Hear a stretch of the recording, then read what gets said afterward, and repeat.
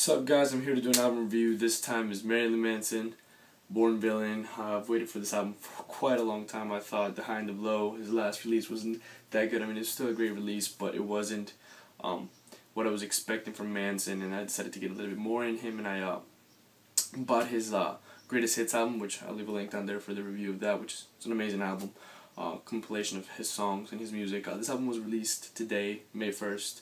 Well, the day I'm recording this, I don't know when I'm going to put this up, but May 1st comes with 15 tracks, one of them being a cover song, featuring Johnny Depp. I don't know where in that song does he appear. I think he did drums and guitar, and then the 15th track being a radio version of No Reflection. This album is actually has no parental advisory, which it sucks, because that's what made Marilyn Manson so appealing, so great to me. I love cursing in the song This Is the New Shit, and when he, his themes and his vulgarity and the way he used that to the chorus to appeal to an audience, to catch them, to bring them on to the song with him, that does not appear as much here due to the fact that he doesn't curse at all. He curses one time, but that's pretty much it, and it was one of his main pros when he sang and stuff like that. I mean, he doesn't need it. His music is still there, it's still heavy, but the cursing definitely helped, bring a new level of anger, rage into his music when he's trying to portray whatever he's trying to portray to you guys, the audience. And yeah, so those are the 15 songs, and that was the parental advisory. I don't know. I honestly think this is a regular Manson release. It has its slow tracks, it has its fast, heavy songs. He still alters every instrument possible. If he can alter the drums, he alters the guitar, but every song has some sort of electronic to it. His voice is obviously altered. And I'm not saying this is a bad thing. I'm saying it's fucking great. It just makes Manson that much of an original artist that you cannot find anywhere else. I mean, people compare Rob Zombie. People who usually like Manson like Rob Zombie and stuff like that, but two different sounds. Manson rapes, and it's amazing. It's amazing music.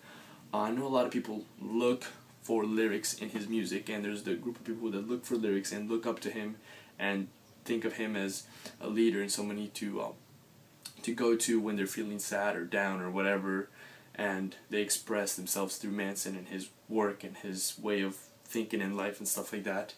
And then there's other people who don't, who just listen to the music and are just fond of the sound, the originality, the musicianship that comes in his music. That's me. I don't really care for the lyrics. He has some very strong points of view, which some I agree, some I don't. But it's not the kind of thing that I listen to and I nod my head and I listen to every single word he says. If I do listen to his lyrics, are because they're very catchy and he repeats them multiple times, which is a thing he likes to do a lot. Repeat lyrics, people get used to the lyrics, and then they can sing along with him, which he's done in previous albums, and he does it again in this album. Very good though. I mean, it's just a way to bring people into the music with you, to ride the wave. But yeah, so I mean, if you're really looking for lyrics, he has changed. I mean, it's been years, he's now older, he's a more weathered Manson. Just be thankful that he's still Manson and he's not making some poppy shit, some crappy, different style music. It's still Manson. And now this is not just The High and the Low or Eat Me, Drink Me, which were more personal albums. He even said it himself, they were just personal. He had to get some of his feelings out there, and he did, and he's moved on, and now he's back. Still more mature. I mean, after 7 albums, the originality, the lyrics, it gets hard to make good, music when you've already put everything out through older music. I mean, when you start rewriting same topics, it just gets boring, and it becomes hard to express those same feelings you felt a long time ago when you wrote it, to just repeat it again. So yes, his music, his lyrics are somewhat in the low levels, coming to, as in amazingness. Yeah, they're not as good. But they're back to his older pre-Eat Me, Drink Me era. Heaviness, slowness, I don't even, those are even words, but they're there. Each song starts out with a crackly intro. I know I've mentioned this before. Some songs get annoying. like Pistol Whipped. I mean, I thought that was just way too long for an intro. Or the song Overneath the Path of Misery.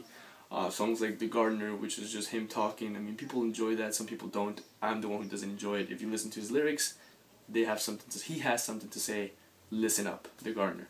But yes, the other songs are just this long, creepy intro. I mean, he's still creepy. He's still the Manson that you know and love, and he hasn't turned soft or anything. He's just not cursing in this album. I don't know. Either way, I enjoyed listening to this album as a whole. Some songs are great. Some songs are going to my playlist. Most of the songs are not. That's how I've felt about almost every Manson album. I'm just not a die-hard fan. There was really no song that I hated. I thought all songs were pretty good, decent, some better than others. The best song here is No Reflection, his single.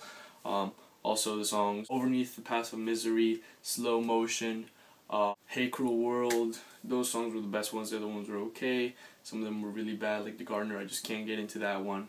Born Villain was another great one, by the way. But yeah, so those are my favorite tracks, pretty much. All the songs were really put into this nice order. All the songs were very unique. None of them were repetitive. None of them were annoying. I could listen to this whole album as a whole. Maybe 15 songs a little bit too much. But I mean, I still got through it every time. You know, all the way through, listening to each track by itself. So I thought the placement was great. Slow ending song. First heavy song, you know, starting the album, ending the album, great. Start to finish, this is a great album. I'm not gonna lie to you guys. And very original. No song felt like the other. So I'm gonna give two reviews here. I mean, two scores. Mine, which is a 6.5 to a 7, due to the fact that I know this album's gonna grow on me. Don't get me wrong. This is probably gonna grow up to be an 8 for me. Heard it the day before it came out. I'm giving it a 6.5 to a 7. For old Manson fans who like, you know, Hollywood, Golden Age of Grotesque, Antichrist Superstar, even like his previous stuff. I mean, that's, you're probably gonna want a 7.5 to an 8. And I love this album. This album was great. Some songs are very hard to get into, but they're definitely there. You'll get attached to them eventually. I'm hoping that's gonna happen to me, and one day I'm gonna have Manson vinyl right here, because that's just what it is. Thanks for watching, guys, and stay tuned.